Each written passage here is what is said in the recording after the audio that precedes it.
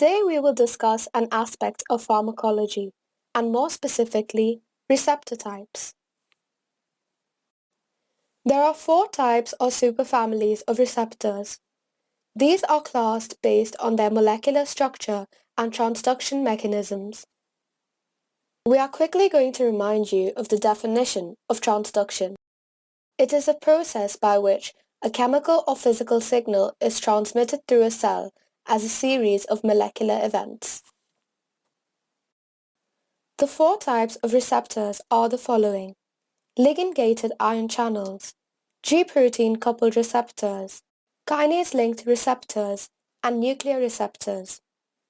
We will present each type by defining location, structure, and main action, and provide an example for each one. However, we will focus on G-protein coupled receptors and the different signaling pathways, as it is the largest family. Ligand-gated ion channels are also known as ionotropic receptors. They are located in the membrane and have 4 transmembrane domains. They have a pentameric assembly consisting of 2 alpha subunits, 1 beta, 1 gamma, and 1 delta subunit.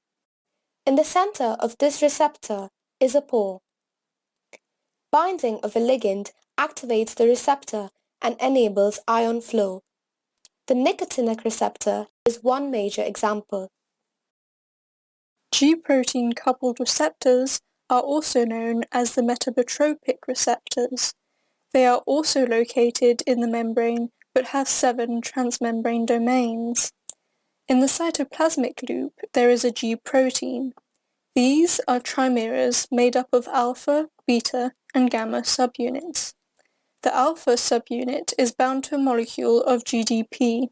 The beta and gamma subunits form a covalent bond with the membrane, which enables the protein to be anchored to the membrane. An opioid receptor is a good example. Agonist binding activates the receptor, causing a conformational change. GDP is then exchanged for GTP.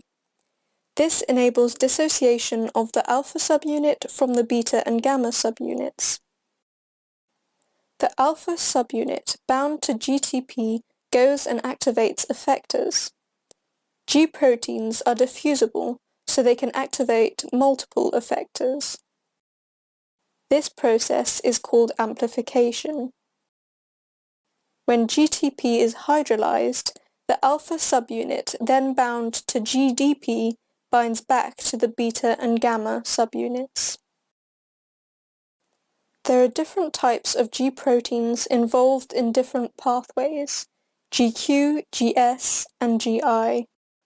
First, we will go over the GQ pathway. The GQ protein activates phospholipase C, which will in turn activate phosphatidylinositol bisphosphate. This second messenger will activate diacylglycerol, which acts on protein kinase C, and inositol trisphosphate, which acts on the endoplasmic reticulum to release calcium. IP3 will then be phosphorylated to IP4 or dephosphorylated to IP2 to terminate its action. Now we will go over the GS and GI pathways. GS and GI proteins act on the same pathway, but GS stimulates it and GI inhibits it. So GS will activate adenylyl cyclase, which will increase the levels of cyclic AMP.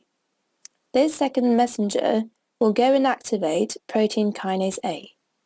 Protein kinase A will cause a slow activation of gene transcription and a fast activation of glycogenesis. GI will have the inverse effect. Kinase-linked receptors are also located in the membrane, but they only have 1 transmembrane domain. This transmembrane domain links a large extracellular ligand binding site to the intracellular catalytic domain. Protein phosphorylation is a key mechanism controlling the protein function involved in regulation of cellular processes. The insulin receptor is a good example. Nuclear receptors are located in the intracellular domain and their major function is modulation of gene transcription. They are also important in sensing lipid and hormonal signals. Steroid receptors are a good example. We have now gone over each type of receptor. We hope this video was useful and it can be used as a teaching aid or revision guide. Thank you for listening.